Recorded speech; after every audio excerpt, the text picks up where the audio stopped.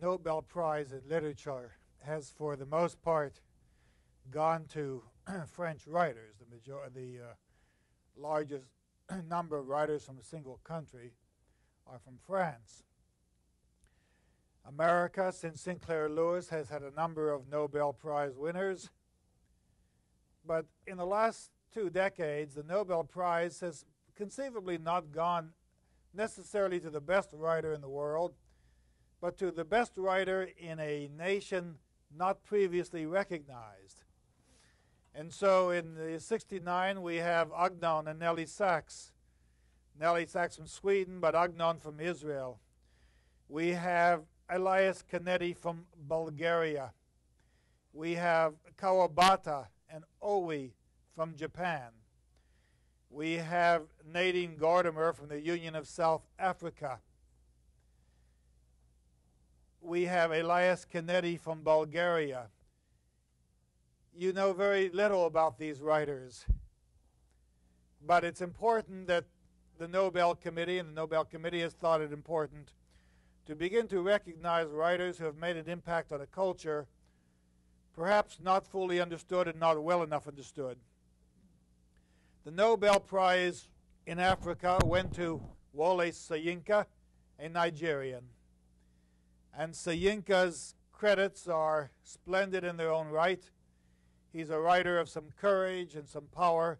I want to mention a few of the circumstances of Wole Soyinka's experiences, and then we'll discuss tonight 2 of his plays. One, The Swamp Dwellers, which is a satire on religion and iconoclasm. It's an iconoclastic piece and a satire on religion. And the other is A Dance in the Forests, which gives us some real insight into African belief, African culture, and a concept of ancestral belief and present occurrence, certainly more Eastern and more Greek than it is Western. Well, let's look first at the biography of Wole Soyinka, some of the circumstances of his life. He was born July 13th, 1934, in West Nigeria. Makes him 64 years old this year. He went to St. Peter's School in Ake, and he has a rather impressive book called Ake Stories of a Childhood, in which he describes not only his experiences as a youngster, but the experiences of a transitional religion where the missionaries have come in and occupied land formerly dedicated to the demons of religious faith. And he describes the interesting dichotomy and anomalies and the attempts to mesh different religious cultures. He went from 44 to 45 to grammar school, so he was 11 years old when World War II ended. And there is a barber story, not a necessarily, not Soyinka's, that deals with African preoccupation and involvement with World War II, and it includes the story of a barber I'll mention to you a little later. And the reason I mention to you is that The Swamp Dwellers is a story about an African barber. And from 46 to 50, he went to a government college in Ibadan. And then from 52 to 54, he was at the University of Ibadan. He was at the University of Ibadan while I was doing my studies at the University of Pittsburgh, but we didn't know of each other. And I think people know more of him today than they do of his colleague across the oceans. In 1957, he graduated with a baccalaureate degree from Leeds in England with honors, and 2 years later produced The Swamp Dwellers, first in London, this play that we're going to deal with and that we're going to have some very interesting commentary about.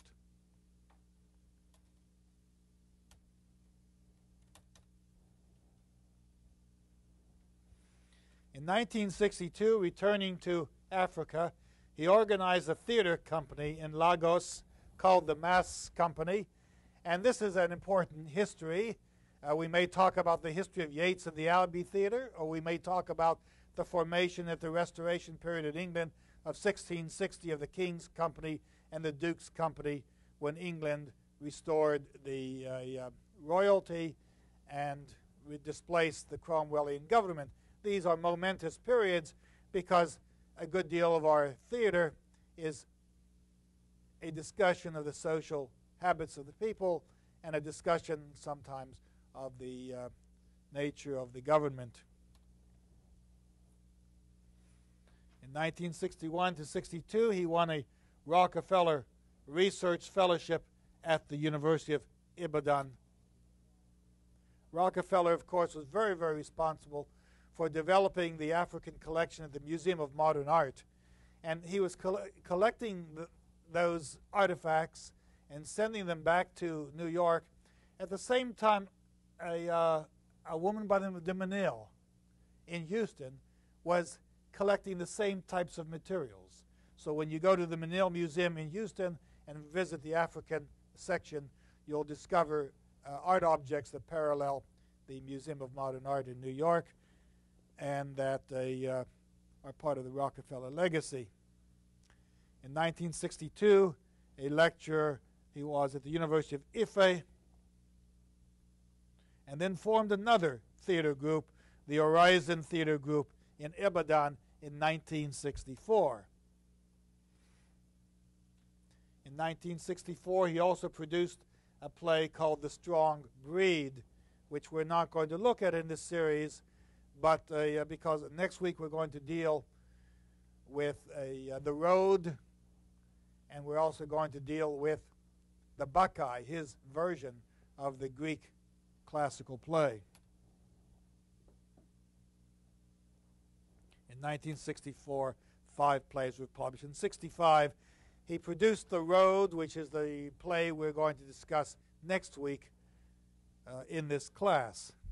In 1965, he wrote a novel called The Interpreters. In 1965, he was also arrested by the Nigerian government for pirate broadcasting, in which he disputed the West Region elections, and there begins a series of serious civil war and fighting in Nigeria, which we have read about and which certainly led to the unfortunate and brutal suppression of the Igbo. In 1965 to 67, even after his arrest, he became senior lecturer at the University of Lagos and acting head of the English department. But during 1967 to 69, he was imprisoned in the Biafran War. Biafra was under the rule of a dictator. It had been divided into 12 states. One of the states, Biafra, seceded from Africa, and the Nigerians led a war. Soyinka sympathized with the Biafrans, with the Igbo, and he was imprisoned for 2 years. Released in 1969, and then became head of the Department of Theater Arts at the University of Ibadan. It's rather interesting that being released from prison, he doesn't suffer a rejection as the administrator at the universities. There seems to be a recollection and recognition that one's being jailed for political crimes. When those political crimes are proven unwarranted, a person may gain his position. But that's for your political science department to discuss more succinctly.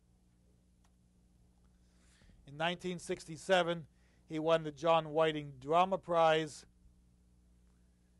And in 1967, he published a collection of poetry, Idanre, celebrating Ogun. And our first speaker will discuss the nature of Ogun and his meaning religiously in the African context. In 1969, he wrote poems from prison, and he published poems from prison and 3 short plays. In 1970, Madmen and Specialists was a play produced in America in the Eugene O'Neill Theater. In 1972, he produced his diaries. When he was in jail, he wasn't allowed to write, but he had pencils smuggled into him, and he would write on scraps of paper, he would write on toilet paper, he would write on all kinds of documents, and he smuggled them out of the prison, hid them and smuggled them out of the prison, and then 3 years later, after he had been released, the prison diary came out called The Man Died. In 1972, the book about his youth, Ake, The Years of Childhood. In 1976, he proved himself not only to be a playwright, a poet, a diarist, but he published a series of essays about myth, literature, and the African world, and we'll have an opportunity to talk about some of these experiences that he relates in these critical essays. In 1984, A Play of Giants, he demonstrates the conflict between good and evil. And then in 1986, he publishes a book called Requiem for a Futurologist, which is an attack upon frauds on television and, I suppose, televangelists. Of course, we'll see in The Swamp Dwellers, where he is iconoclastic and attacks what he believes to be frauds in the religious pulpit. In 1986, he won the Nobel Prize for Literature. In 1989, he wrote a book called Isara, which is a study of his father and growing up in Africa. In later years, he's been offered positions, and he was offered a very good position at Duke University at a very, very high salary, I think a salary approaching that of basketball coaches. And I think they deserve it because they've got a lot of risk, and he deserved it because he was great. But he chose not to teach at Duke, I understand, and has had other options. There's an interesting book on Soyinka that's worth looking at. It's called Index. It's an index of subjects, proverbs, and themes in the writings of Wole Soyinka. He actually pronounces the name Soyinka with an SH in it. And this book was written and published by the Greenwood Press and written by Greta Koger. It gives us some good information about Soyinka. Just a few details about the Nigerian Civil War, because it was so important in his experience, and he supported the Igbo. In 1960, Nigeria gained its independence from Great Britain. In 1966, there was a coup of Southern Army officers in which Agi Ionsi abolished the Federal Republic and created a central government with Igbos as advisors. These were intellectuals, these were people of high character, people with a cultural strength. But a large number of the Nigerian army objected to the influence of the Igbos, and the president was killed by the Northern Army officers. Colonel Yakubu Gowon became Army Chief of Staff and Head of State. He was rejected by the Igbo, and at this point Nigeria was divided into 12 different states by Gowon. In 1967, in May, the eastern region, Biafra, the Igbo, declared themselves an independent republic named Biafra. But in 1970, a war that had gone on for 3 years and decimated large populations of the Igbo resulted in a capitulation, and finally Gowon was accepted as Nigerian leader of all of Nigeria, and this was the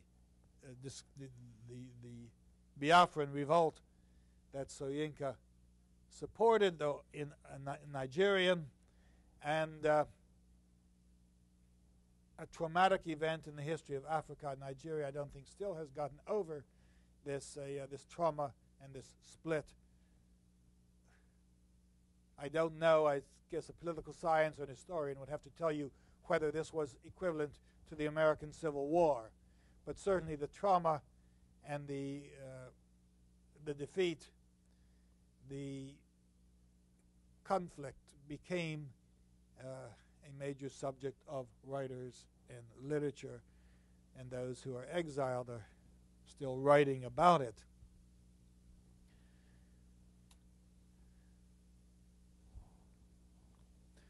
We want to mention a few ideas about the Yoruba religion, which is the religion that Soyinka understands, wishes to discuss in his novels. The present life, according to the Yoruba religion, contains within itself the manifestations of the ancestral, number one.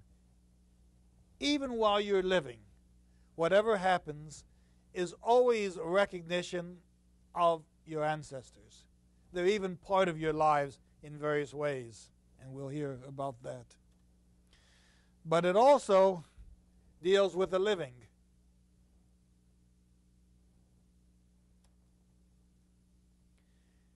And it deals with the unborn. And when we don't find this necessary, we won't find this in the swamp dwellers, but we will find it in a dance in the forests. But when you're dealing with a religion, I mean, we assume that all religions have some capacity to deal with ancestral belief, the actions of the living, and the actions of those yet unborn in terms of family relationships. But the consciousness and the activity of these three groups interacting with each other while the living alone are on this earth becomes an interesting premise in a spherical religion, a religion that has no bounds, no past and no future, because it's all bound up in the present, which recognizes together past and future.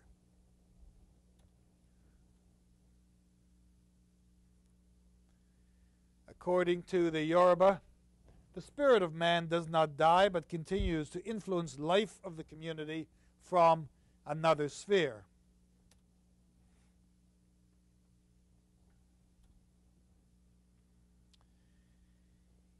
And yet, according to Soyinka himself in this book, Myth, Literature, and the African World, and yet the Yoruba does not, for that reason, fail to distinguish between himself and the deities, between himself and the ancestors, between the unborn and his reality, or discard his awareness of the essential gulf that lies between one area of existence and another. Now you get into religious practice. This gulf is what must be constantly diminished, says Soyinka, by the sacrifices, the rituals, the ceremonies of appeasement to those cosmic powers which lie guardian to the gulf, and that's the gulf between the ancestors and the unborn. Spiritually, says Soyinka, the primordial disquiet of the Yoruba psyche may be expressed as the existence in collective memory of a primal severance in transitional ether. Now, ether, of course, is a gaseous substance. We all live in an ether. But it's the transitional ether from the past to the future that he's talking about. And he says there's a primal severance in transitional ether whose first effective defiance is symbolized in the myth of the god's descent to earth. This is demonstrated and celebrated by a religious ritualistic totem known as the Engl, and we'll hear about that. The gods come to earth, and there is a battle with immense chaotic growth which seals off the reunion with man. So that while you have this unification.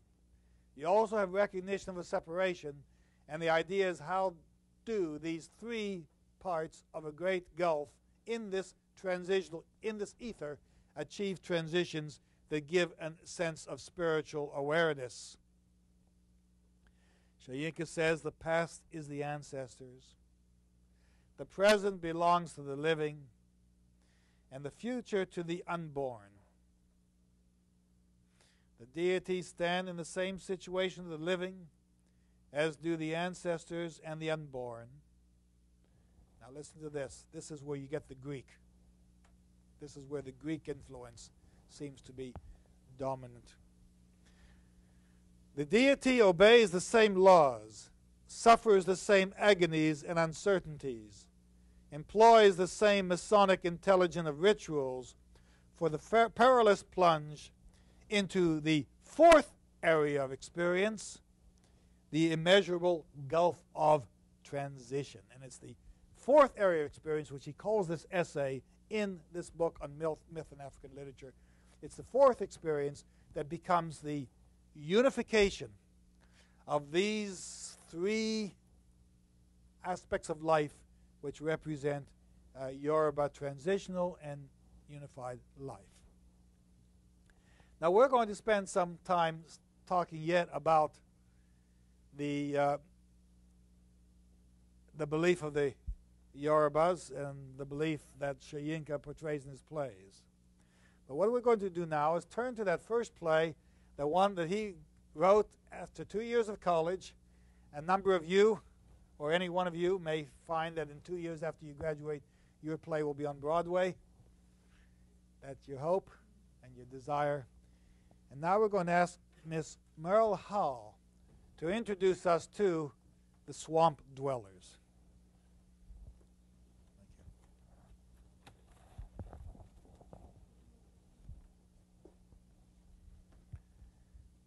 No, you can leave that. Oh, yes, let me take that out of your way.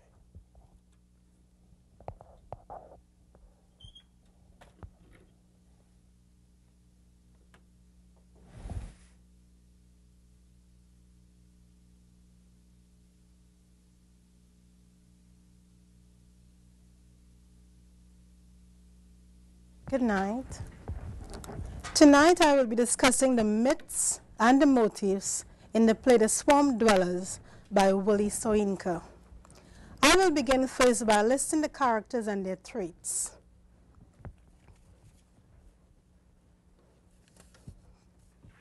The first character we have is Alu. She's an old woman. She's about 60 years old. She represents the traditional African woman. That is, she is helpful, she is faithful to her husband, she has stayed with him despite the chances she has had to go back with the traders to the city, where they promised that they would make her live like a lady, clothe her in silks, and have servants to wait on her smallest wants. She fusses over everything, and she is pessimistic because she believes that her missing son is dead, although she has no proof that this is so. The second character we have is Mercury. This is her husband. He is almost the same age with Alu, but he is boastful. He thinks that his wife has remained with him because of his sexual prowess. This, of course, is a myth. He is a barber by trade, but he also makes baskets from the rushes which are gathered from the swamp. He is optimistic because he believes that his missing son is somewhere in the city, living a life of opulence. Then we have the Kadir. This is the holy man. He is the servant and the priest of the serpent of the swamp. He is smooth, well preserved. He is fat, and his skin is tender. His thighs are like skinfuls of palm oil, and he rolls himself like a fat and greasy porpoise. Note here that Soyinka uses metaphors in his description of the holy man. Then we have Igwezu. This is the son of Mercury and Alu. Well, he is recently married. He is experiencing inner conflict. He questions his traditional beliefs. He is looking for answers from the holy man. But eventually, he rebels against the system because he believes that he has been betrayed. Then we have the beggar man. The beggar man, he is blind. He belongs not to the traditional religion, but he is a Muslim. He is not begging for alms. He wants work on the farm. He wants to work with Igwezu. But he is too proud, or maybe too clever, to accept Kadia's charity, and he refuses to take part of the good, wholesome cane brew, which is offered by Mercury when the Kadia comes to visit. We have two other characters who do not make an appearance, but are very important, and they are Desala, who is Ugwezu's full-bosomed wife, and we have Awichuku, who is Ugwezu's twin brother, and who has been missing for the past 10 years. Now let us turn to the events in the play. The entire story takes place in the home of Mercury and Alu. They live in a hut that is on stilts, built on one of the scattered semi-firm islands in the swamp. Now, Igwezu has returned from the city where he had gone with his newlywed wife, and he had been living there for the past 8 months. Upon his arrival home, he discovers that all his crops have been ruined by the floods. Before his parents can ask him anything about his city experiences, he drops his bundle, rushes off to survey the damage to his farm. He wants to see for himself before he could believe it.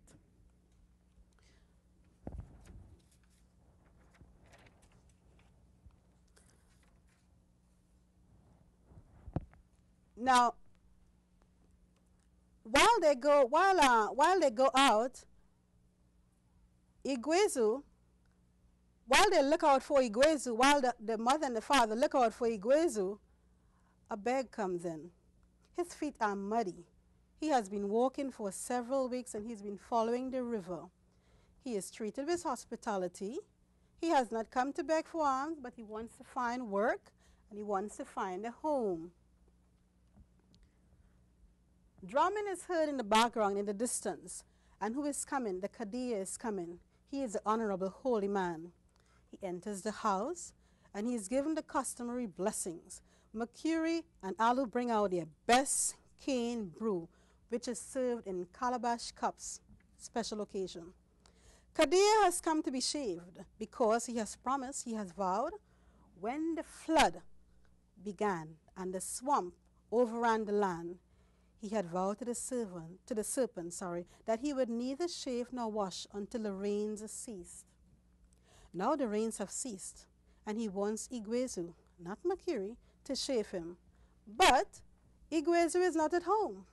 So he goes off to say the usual prayers at Durago's son's circumcision ceremony. He promises to call on his way back. Now, so Igwezu is not there, and the beggar man wants to be shaved. But while Mercury and Alu are talking, Igwezu enters quietly and unobserved.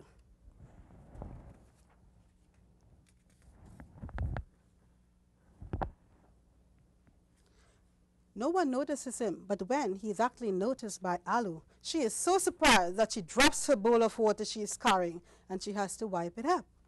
But Igwezu seems indifferent to his surroundings, and actually he seems upset by the questions they are asking him about where he has been. He sounds angry. He wants no supper. He speaks ill of the holy man when he is questioned by the beggar man about how the Kadia looks. The beggar man is blind, so he is asking Igwezu questions about how does the beggar man look. The beggar man also wants to work for Igwezu as a bondsman on his farm. Mercury becomes annoyed when the beggar and Igwezu continue to discuss how well the priest lives, how fat and well-nourished he is. But during the course of the conversation, Igwezu discloses that he had met his twin brother in the city, that he was very wealthy. He was alive in the city, but dead to his family and to his home. He also reveals that Desala, his wife, had left him for his twin brother. Igwezu said, he looks at my wife, and she went of her own accord. He also reveals that he has made no money in the city. So what is happening now? Igwezu begins to shave Kadia's chin. And in the meantime, he questions him about the numerous gifts he takes from the people as sacrifices to appease the serpent of the swamp. He talks about the goats, the grain, the bull, the white cockerel, taken by Kadia so that the serpent might not vomit at the wrong season and drown the land, so that he might not swallow at the wrong moment and gulp down the unwary traveler. The Kadia grows increasingly nervous as the Igwezu continues to question him with the razor in his hand. The drummer, then the servant, sensing the mounting tension, run off, leaving Kadia to defend himself. Mercury, in the meantime, he is shocked at Igwezu's utterances. He tries to stop him, but Igwezu continues asking, if I slew all the cattle in the land and sacrificed every measure of goodness, would it make any difference to our lives, Kadia? Would it make any difference to our fates? With a rapid stroke with his razor, Igwezu suddenly shaves off the final smear of lather, and Kadia flinches. He becomes highly offended by Igwezu's implied accusations. Before scrambling up and making for the door, he swears that Igwezu will pay for his sacrilege. Igwezu, sadly enough, is forced to return to the city before the people call for blood. Igwezu goes into exile, away from his home and his family, just as Soyinka is today, presently living in exile in England. Let us turn our attentions now to the African myths that are found in the play The Swamp Dwellers.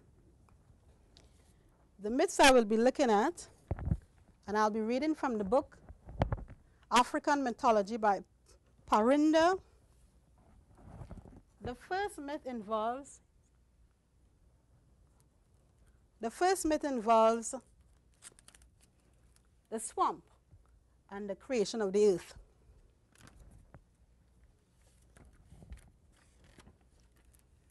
The Yoruba of Nigeria said that in the beginning, the world was all marshy and watery, a waste place. Above it was the sky, where Olorun, the owner of the sky, lived with other divinities. The gods came down sometimes to play in the marshy waste, descending spider webs which hung across great gaps like fairy bridges. But there was no man yet, for there was no solid ground. One day, Oloran, the supreme being, called the chief of the divinities, great god Orisha Nala, into his presence. He told him he wanted to create firm ground and asked him to set about the task. Great God was given a snail shell in which there was some loose earth, a pigeon, and a hen with 5 toes. He came down to the marsh and threw the earth from the snail shell into a small space. Then he put the pigeon and the hen on the earth, and they started to scratch and scatter it about. Before long, they had covered much of the marsh, and solid ground was formed. Today, the homeland of the Yoruba stretches across from the swampy coast of Nigeria to the misty gloom of the tropical forest, to the woodland bush and park-like savannas, south of the Niger River's Great Bend. Let's look now at the universal calabash and what it means in the Yoruba religion. It says here the universe is sometimes like a sphere, round like a calabash. The horizons being where the upper and the lower lips of a divided calabash meet. This is where the sky and the sea mingle in an ideal place and inaccessible to man. The earth is thought to be flat, floating inside the largest sphere, as a small calabash may float inside a big one. Within the spheres are waters, not only at the horizon, but under the earth. This is explained by saying that if one digs into the ground, water is always discovered, and so water must surround the whole earth. The sun, the moon, and the stars move in the upper part of the calabash.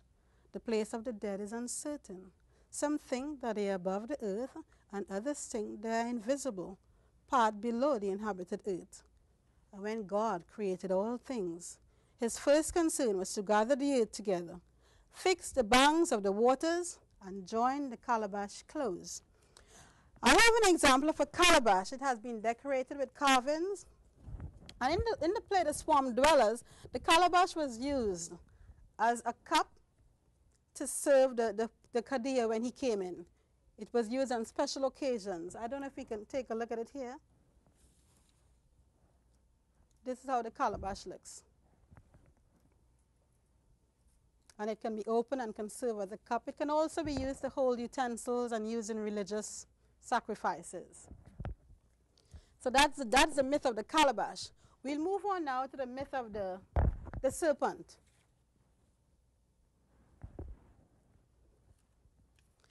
Now, the snake has been a fascination for men in every land. It is mysterious, fearful, and immortal.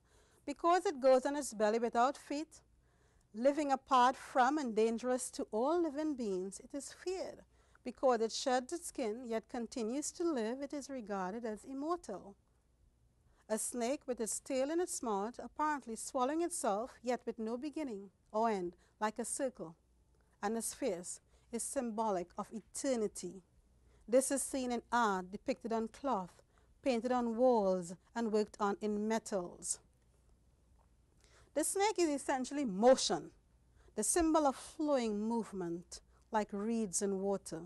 It is submerged in waters under the earth, dwelling in the ocean, and so representing the greatest power in unceasing movement. One myth also says that all water on earth was still until the serpent came and traced the courses of the rivers, and thus the world received life. Hence, the serpent of the swamp is an important part of African mythology. And the last mythology I'm going to look at, the last myth, is the birth of twins.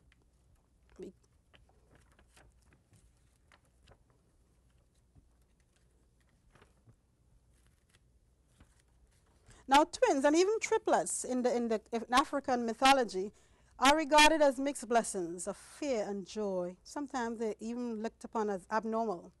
In eastern Nigeria, they used to be exposed in pots in the forest, but in western Nigeria, they were prized as the gods themselves.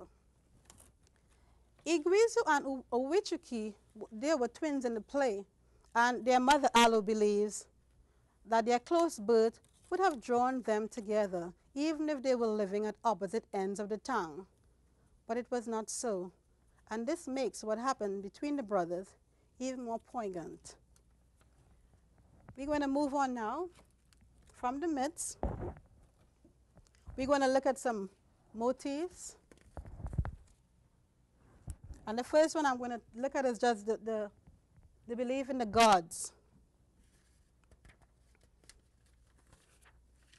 Now, the Mega Man was referred to as the afflicted of the gods. Mercury told Igwizi, the hands of the gods are unequal. One can take this to mean that you do not question the gods.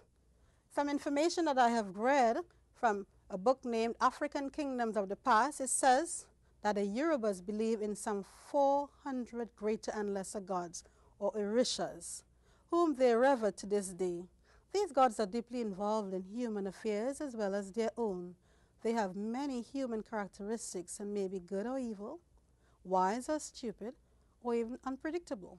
The Yoruba do not judge the behavior of their gods. They are simply accepted as forces of nature. Religious conflict in the play. In Yoruba land, Muslims, Christians, and traditional beliefs come into conflict. Today, you have 50% of the Nigerians are Muslims, 40% are Christians, and 10% still practice the traditional beliefs. This diversity is evident in the fact that the beggar man, he belonged to a different religion. He was a Muslim. He was still treated kindly by Mercury, who still believed in his traditional religion. But the Kadir also represented the traditional beliefs. The beggar man openly refused to accept the Kadir's charity. They're in conflict. He's not going to take anything from the traditional holy man. And Agwizu joined the beggar man in condemning the Kadir, which is the traditional religion. When you look at marriage now in this play, marriage, we look at it in two different settings. We're going to look at the marriage between Alu and Mercury. They had a long-lasting relationship. It had withstood the test of time. And if we look at Igwezu and the Sala's marriage, it was very short-lived. I'm sure Soyinka is telling us something here about women in this play. The love of the city and wealth, we see a definite conflict between the twin brothers in the play. They both went to the city. Igwezu was literally forced to go because of his wife, but Awichiku went of his own free will. Igwezu returned in debt but Awichiku, he turned out to be very wealthy.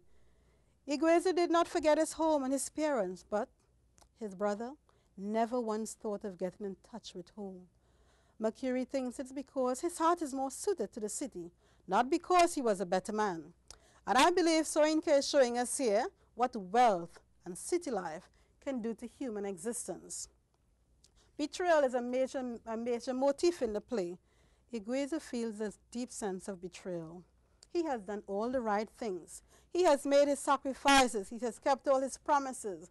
He has met with disaster all around, despite all his goodness. His wife has left him. He has made no money in the city. And now that he has returned to his farm, hoping to find a harvest, he finds instead a farm where beans and corn have been made an everlasting pottage in the mud.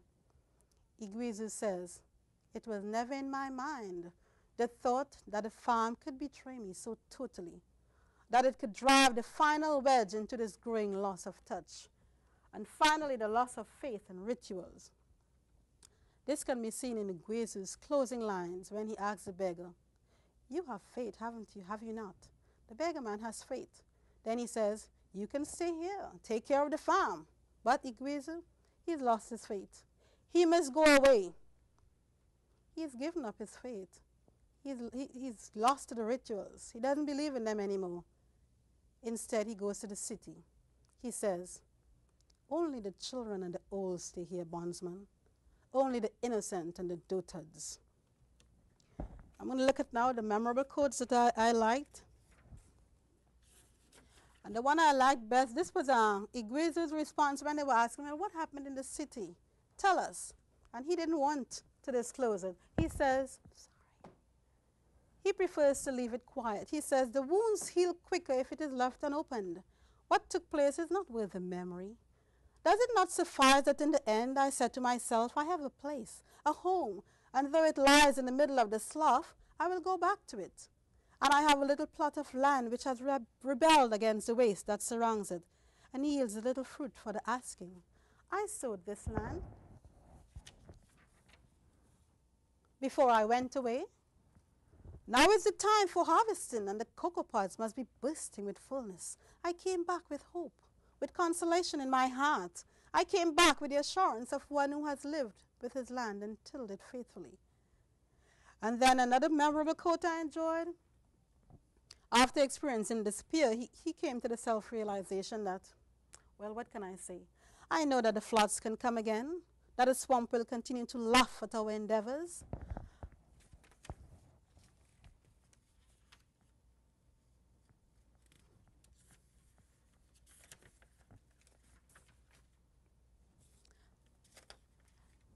I know that we can feed the serpent of the swamp and kiss the Kadia's feet, but the vapors will still rise and corrupt the tassels of the corn. So those are my memorable quotes. I want to look at some rhetorical devices. The first one I want to look at is the personification on page 99, when Soyinka talks about the womb of the earth. He said the soil has changed its mind. I want to look at sensory images. He says, we could smell the sweetness of lemon leaves, and the feel of the fronds of the desert palms was a happiness which we had never known. We forgot to beg. This is the beggarman speaking here. He said, we forgot to beg and lived on the marvel of this new birth of the land and the rich smell of its goodness. Summary of his works. The Swamp Dwellers was written in 1958. It condemns African superstitions in its story of religious leaders who use the fears of their tongue's people for personal gain. In the play, the Kadia is a target, a fat village priest who remains smooth and well preserved even in times of drought by exploiting the simple piety of those whom he represents before the local god. He lies upon the land and chokes it in the folds of a serpent.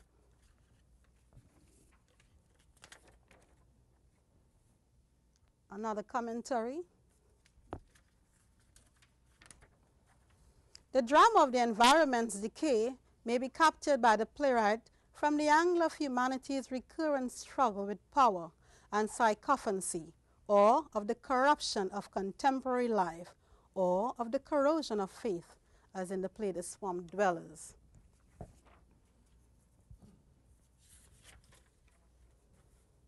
And from the internet, I got some reviews. This one says, Soyinka possesses a passionate attachment to his Yoruba roots, combined with a fearless experimentalism that has continued to make him a controversial figure.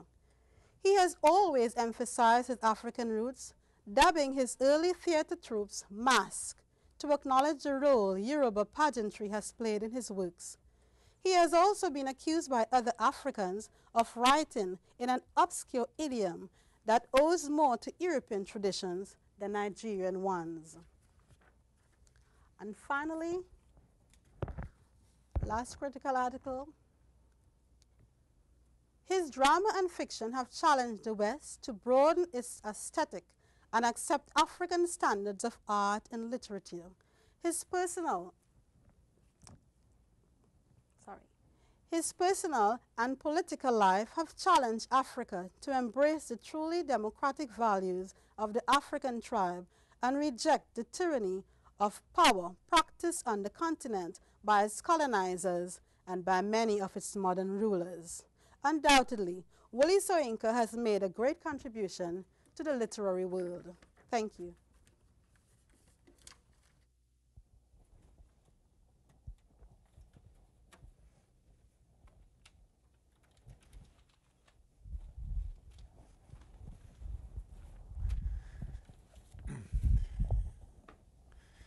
Thank you very much, Ms. Howell. A presentation of this sort indicates that you are very, very far into your research paper. In fact, you've almost completed it with such a detailed exposition of the text, the customs, and the background. It's the kind of presentation that, of course, convinces me of the value in having this as a shared class, where your comments become as valuable as mine, where your research is as incisive as mine, and where your articulation is perhaps even more practiced than mine. I could go more into the plot of The Swamp Dwellers, and I could point out some passages that I favor, but I'm going to take the liberty of a professor to put this into a different context. I have, over the years, been able to collect a number of stories about barbers, and the swamp dweller, of course, is a barber. Iguazu puts the Kadia in the barber chair. First, the Kadia only wants Iguazu to shave him because Mercury is old and he's worried that his hands are shaking. But once Iguazu has Kadia in the barber chair, and he has a razor against his face and against his throat, he has a weapon that he can wield against the Kadia, even though his tongue is sharper than the razor. But there is an interesting set of barber stories in African literature, and I want to take a few moments to look at them, and then we're going to have the English 3345 players do a set of scenes from The Swamp Dwellers. First of all, we have looked at The Swamp Dwellers itself.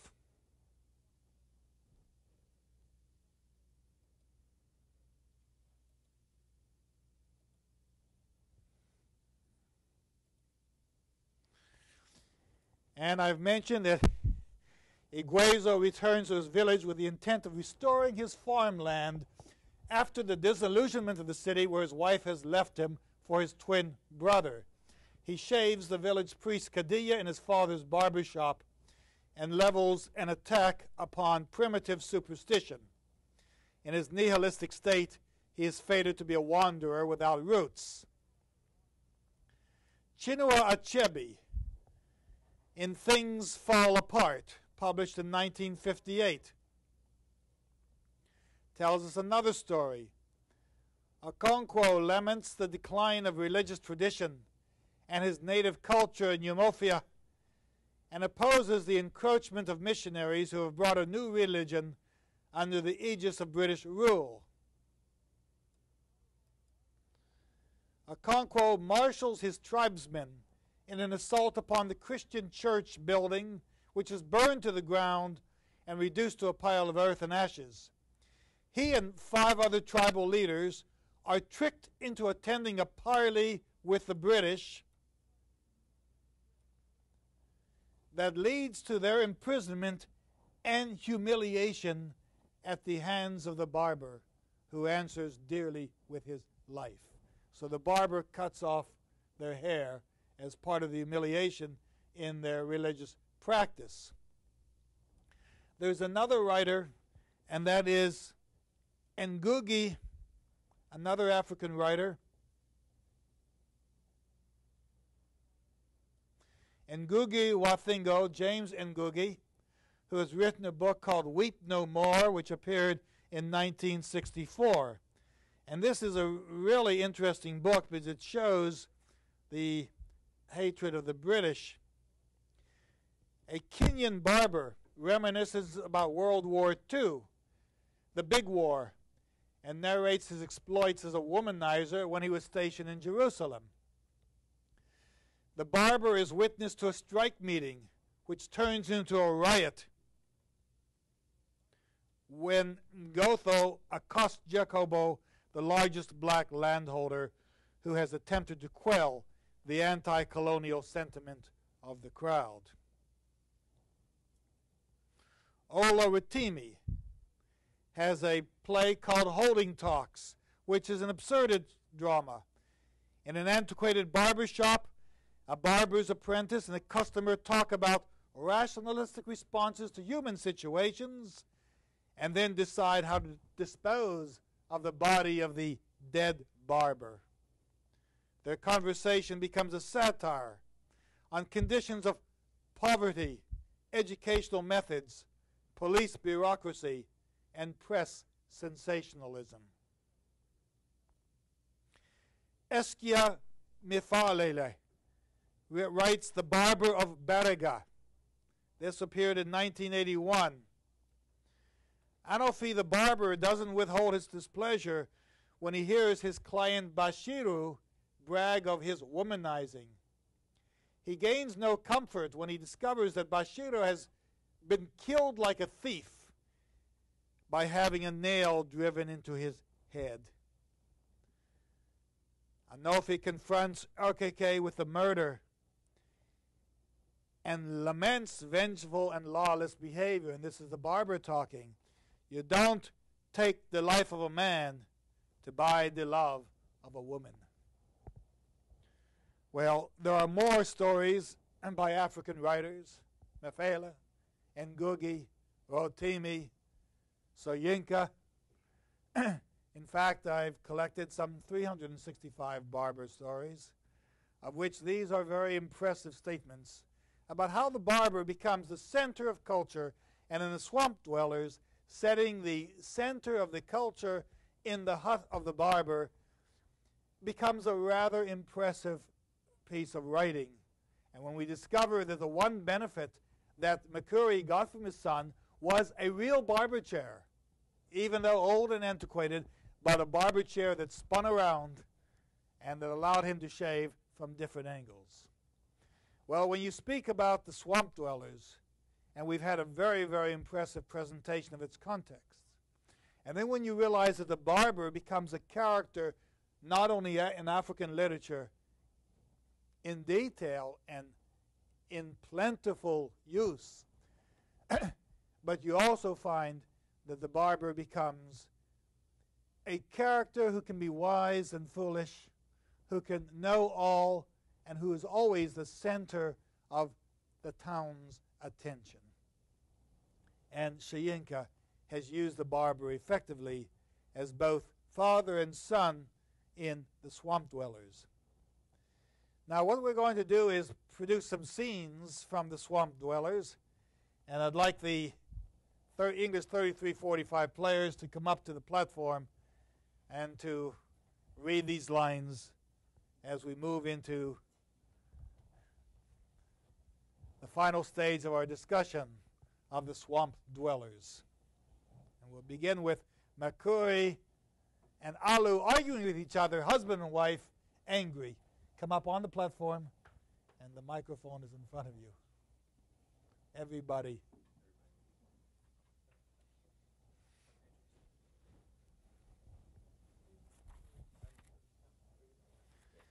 We start with the scene where Makuri and Alu, husband and wife, are arguing with each other at the beginning of the play. They're waiting for Iguezu to come back. They expect him any moment, and this is the language. Let's go. Can you see him? See who? My son Iguezu. Who else? I did not come to look for him. Came only to see if the rain looks like stopping. Well, does it? It's time he was back. He went hours and hours ago. He knows the way. He's a grown-up man with a wife. If you had any good at all in you, you'd go and look for him. And catch my death of cramp? Not likely. Anyway, what's preventing you from going? I want to be here when he gives me the news. I don't want to fall down dead out in the open. The older you get, the more of a fraud you become. Every day for the past 10 years, you've done nothing but swear that your son was dead in the marshes. And now you sit there like a crow and tell me that you're waiting for news about him. I know he's dead. And what do you want Iguezu to tell you? I only want to know if... I only want to ask him. He shouldn't have rushed off like that, dashing off like a madman before anyone could ask him a thing. Before anyone can ask him why? You're always trying to make me a liar. I don't have to make you one. Ah, frog face. Dropped his bundle and rushed off before I could ask him a thing, and to think he could have found him after all. To think he could have found him in the city. Dead men don't go to the city, they go to hell. I know one dead man who is sitting right here instead of going quietly to hell. Now see who's calling who. You're so useless now that it takes you nearly a whole week to make one basket. And to think you don't even cut your own rushes. If you had to get up so often to shave the heads of the whole village, and most of them crusted with craw-craw so that a man has to scrape and scrape until all of a sudden... Ha! Don't tell me now that a fly has been trying to suck blood from your dried-up veins. If you had enough blood to hold you up, you'd prove it by going to look for your own son and bring him home to supper. He'll come home when he's hungry. Suppose he's lost his way. Suppose he went walking in the swamps and couldn't find his way back. Him? Get lost? Woman, isn't this your son we're speaking of? The one who was born here and has lived here all his life? But he has been away now for some time. You can't expect him to find his way about so quickly. No, of course not. The poor child has been away for 8 whole months. You drive a man to drown himself in the swamps just to get away from your fussing. I'm going after him. I don't want to lose him too. I don't want him missing his foothold and vanishing without a cry, without a chance for anyone to save him. Stay where you are. I'm going out to shout his name until he hears me. I had another son before the mire drew him into the depths. I don't want Iguezu going the same way. You haven't lost a son yet in the slough, but you will soon if you don't stop calling down calamities on their heads. It's not what I say. The worst has happened already. Wukiku was drowned. You're a bloodthirsty woman. A Wuchike got sick of this place and went into the city. That's where you'll find him, fading it out with the gentlemen. But you'll be satisfied with nothing less than a festering corpse beneath the mire. It's the truth. It's a lie. And the young men go into the big town to try their hand at money-making. Only some of them remember their folk and send word once in a while. You'll see. When Iguezu returns, you'll find that he never saw a trace of him. And if he didn't, the city is a large place. You could live there all your life and never meet half the people in it. They are twins. Their close birth would have drawn them together, even if they were living at the opposite ends of the town. Bah. bah to yourself. Nobody has ever seen him. Nobody has ever heard of him. And yet you say to me... Nobody? Did you say nobody? No one that really knew him. No one that could swear it was he. No one. No one that could swear, what a woman you are for deceiving yourself. No one knows. Only the serpent can tell. Only the serpent of the swamps. The snake that lurks beneath the slough. The serpent be, bah. You'll make my voice a sacrilege before I can stop my tongue. The traders came. They came once a year, and they came the next. They looked at Iguazu and asked, has he a twin? Has he a twin brother who lives in the town? There are many people who look alike. Well, I'll not perform the death rites for a son I know to be living. If you felt for him like a true father, you'd know he was dead. But you haven't any feelings at all. Anyone would think they weren't your own flesh and blood. Well, I have only your word for that. You always did have a dirty tongue. The land is big and wide, Alu, and you were often out by yourself digging for crabs, and there were all those shifty-eyed traders who came to hunt for crocodile skins. Are you sure they didn't take your own skin with them, you old crocodile? And if they did... Poor luck to them. They couldn't have minded much with the crocodile they took. You're asking... Aye! You're asking to have your head split and the wind let out. And to think... And I'll do it for you if you carry on the same. Now, Lou. You know I didn't mean a word of that. There wasn't a woman anywhere more faithfully than you, Alu. I never had a moment of worry in my whole life. Not every man can look at his wife in the face and make that boast, Alu. Not every man can do that. And the chances you could have taken, those traders, every one of them wanted you to go back with them. Promised he'd make you live like a lady, clothe you in the silks, have servants to wait on you on your smallest wants. You don't belong here, they used to tell you. Come back with us to the city, where men know the value of women. No, there was no doubt about it. You could have had your choice of them. You turned their heads like a pot of cane brew.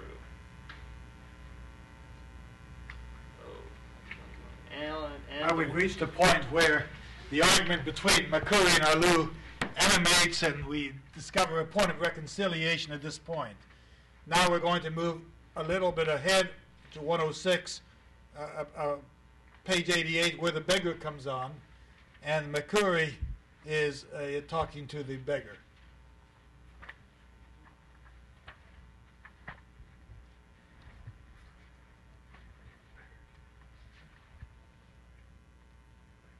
Were you sent to me? Come into the house.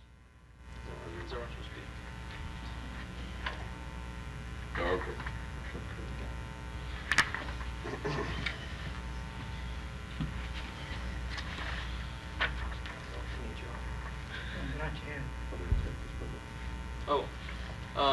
Alu, take this bundle out of here and bring some light. It is too dark in here. No, not on my account. It makes no difference whatever to me. Oh, I understand. Sit here. Blessed be the afflicted of the gods. Oh, Allah grant everything everlasting peace to this house. You have journeyed far?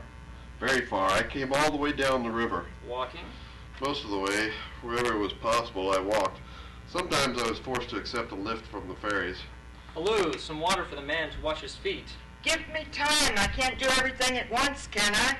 Have you met anyone in the village? Were you directed here? No, this happened to be the first house on my way. Are you the head of this house? Yes I am. Then it is with you I must speak. We haven't much, but you can have shelter for the night and food for the morning and... I have not come to beg for alms. Oh, do you know anyone here? No, I come from far away in the north. Have you ever heard of Bukanji? Bukanji? Ah, is that not the village of beggars? So it is known by the rest of the world, the village of beggars, but I have not come to beg.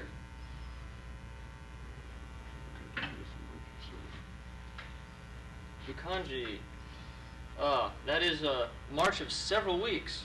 I have been journeying for longer than that. I resolved to follow the river as far as it went and never turn back.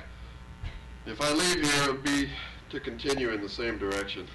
But this is the end. This is where the river ends. No, friend.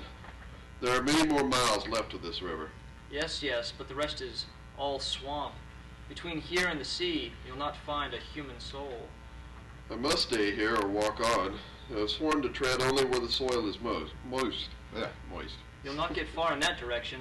This is the end. This is as far as human beings can go, even those who have use of their sight. Then I must stay here. What do you want? Work. Work? Yes, work. I wish to work on the soil. I wish to knead it between my fingers. But you're blind. Why don't you beg like the others? There is no true worshiper who would deny you this charity. I want a home, and I wish to work with my hands. You, the afflicted of the gods, do you really desire to work when even the least devout lives under the strict injunction of hospitality towards you? No more, no more. All the way down the river, the natives read me the code of the afflicted, according to their various faiths. Some fed and clothed me. Others put money in my hands, food and drink in my bag. With some it was the children and their stories. Sometimes the dog followed me and whetted their teeth on my ankles. Goodbye. I shall follow the river to the end. Wait, you are very hasty. Did you never learn that the blind man does not hurry for fear he walks out his guide? Sit down again, Alu. Alu, when is supper coming? What supper? The last time it was water for washing his feet. Well, hurry there. Now, tell me about your journey. Did you come through any of the big cities? One or two, but I did not stop there. I walked right through them without a halt. And you have been on the road for, how long did you say? I've lost all count of time. To me, one day is just like another, ever since my sight became useless. It must be strange living in the perpetual dark. I did not have many years to enjoy the benefits of my eyes. 4 or 5 years at the most, and then you have heard of the fly sickness. Who hasn't, and who hasn't? It is fatal to cattle. A human being falls ill and suffers agonies. When the sickness is over, the darkness begins. At first it is mystifying, and then, when it happened to me, I thought I was dead. I had gone to a paradise where my earthly eyes were unsufficing. All right, we're going to stop right there. The beggar, of course, brings mixed news. He comes from a place where there was considerable drought. Then the floods came, and the people were blessed with fallow fields and crops. But where they were happiest and where they were most blessed, they thought, they were deceived when the locusts came to destroy the crops. And so the beggar had to leave this dry, forsaken, God-forsaken country and look for aid elsewhere. Now we're going to move into a later scene where Iguezo is shaving the cadilla, and we have this bitter reaction against religion and against the cadilla.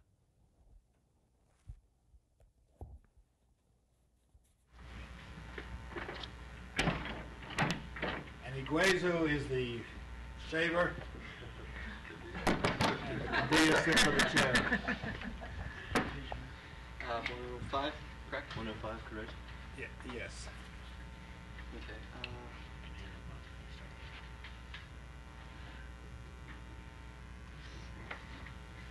Is he back yet? Ah, Iguezu, it's good to see you again. I'm glad to see you're safe and well. Oh, what an affair that was. The child was crying loud enough to drown all the frogs in the swamp.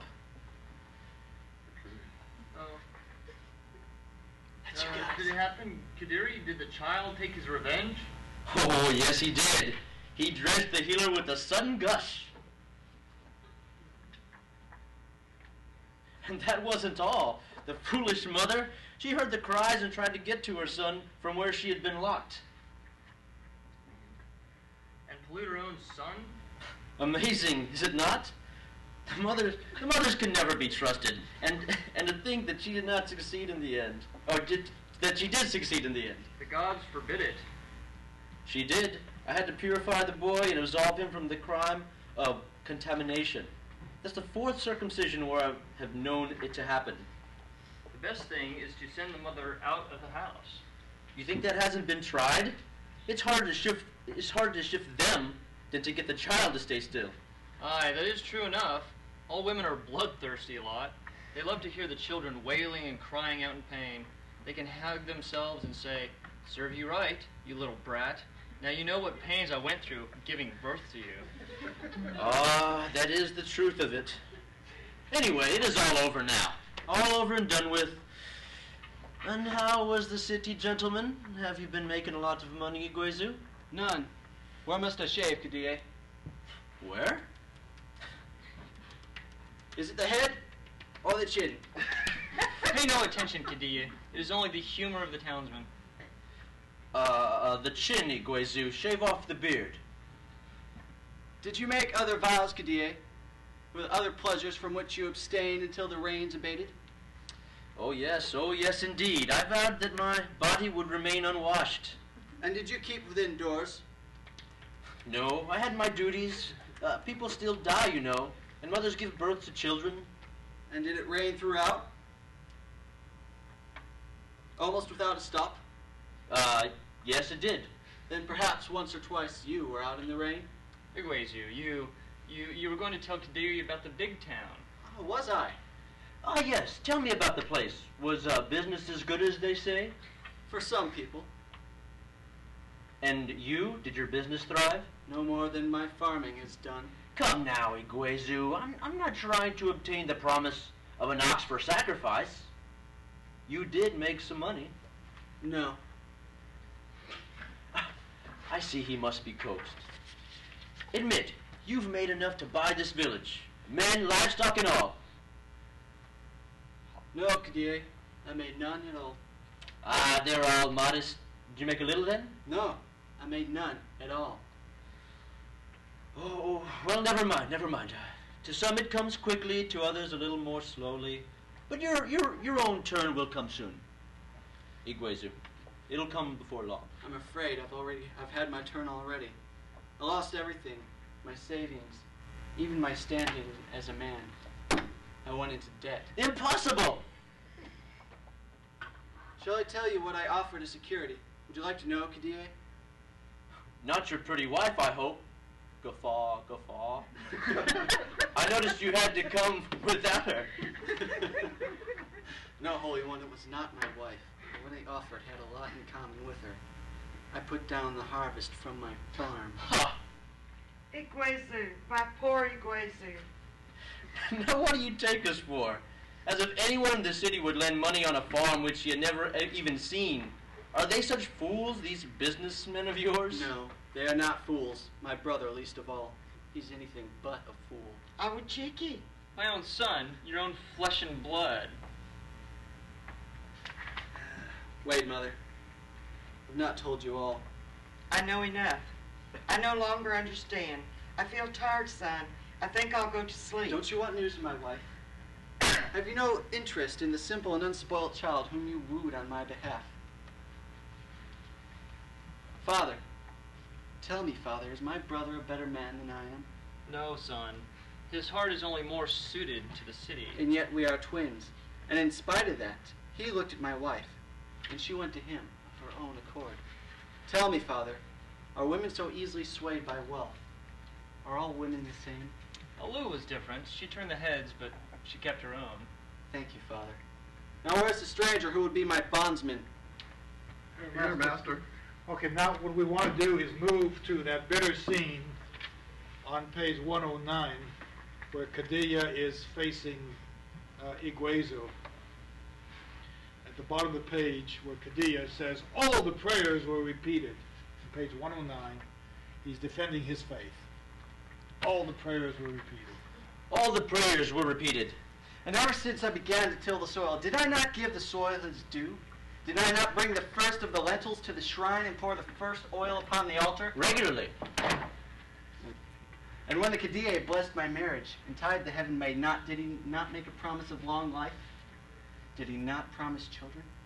Did he not promise happiness? Why are you so fat, Kadiyah? May heaven forgive what has been uttered here tonight. May earth reject the folly spoken by my son. You lie upon the land, Kadiyah, and choke it in the folds of a serpent. Son, listen to me. If I slew the fatted calf, Kadiyah, do you think the land might breathe again? If I slew all the cattle in the land and sacrificed every measure of goodness, would it make any difference to our lives, Kadiyah? Would it make any difference to our fates? Makari, speak to your son. Master. You shall pay for this. I swear I shall make you pay for this. Do you think that you can make an ass of the Qadiyya? Do you think that you can pour your sacrilege into my ears with impunity? Go quickly, Qadiyya. And the next time that you wish to celebrate the stopping of the rains, do not choose a barber whose harvest rots beneath the mire. You will pay. I swear it, you will pay for this. Son, what have you done? Good. All right. All right.